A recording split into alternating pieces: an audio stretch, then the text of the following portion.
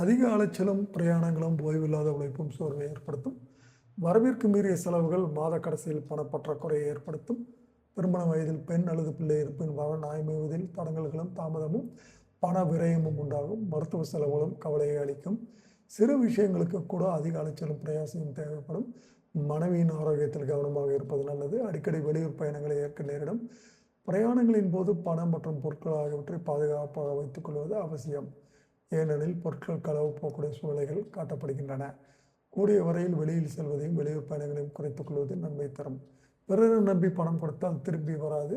இந்த மாதத்தில் கடன் கொடுக்கவும் கூடாது, வாங்கவும் கூடாது. வெளியே செல்லும் பொழுது பணத்தை எடுத்து செல்வதும் கூடாது. உத்தியோகத்தை பொறுத்தவரை அன்றாட பணிகளின் பொறுப்புகளிலும் அதிஜாக்கிரதையாக இருக்க வேண்டியதன் அவசியத்தை கிரக நிலைகள் வற்புறுத்தி காட்டுகின்றன.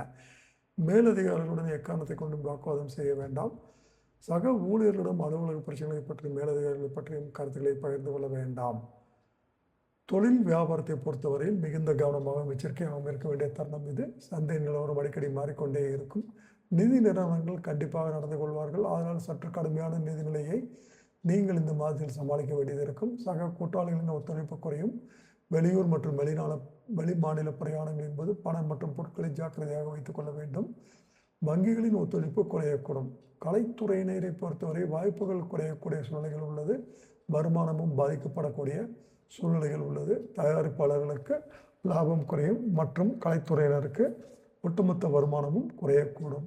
அரசியல் துறையை பொறுத்தவரை கட்சியில் ஆதரவுகள் குறையும். மக்களிடையே செல்வாக்கும் பாதிக்கப்படக்கூடும்.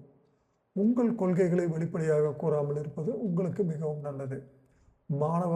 மாணவிகளை பொறுத்தவரையில் வெற்றி பெறக்கூடிய சூழ்நிலைகள் உள்ளன. அதனால் கல்வியில் சிறந்த முன்னேற்றம் ஏற்படுவது உறுதி. விவசாயத்துறையை பொறுத்தவரை இந்த மாதம் முழுவதும் தண்ணீர் பஞ்சம் இருக்காது. விளைச்சல்கள் திருப்தி அளிக்கும். நவீன விவசாய உபகரணங்களும் வசதிகளும் கிட்டும்.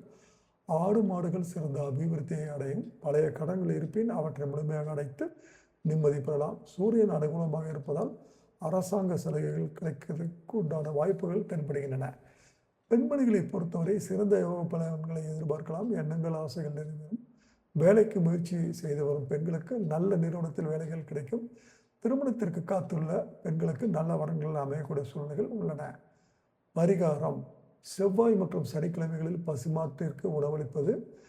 எள், பருப்பு, நெய் சேர்த்த 3 சாத உருண்டைகள் காகத்திற்கு வைப்பது மிக சிறந்த பரிகாரம். மேலும் சுந்தரகாண்டத்தை தினமும் படிப்பதும் உங்களுக்கு மிக சிறந்த புண்ணியமாக அமையும்.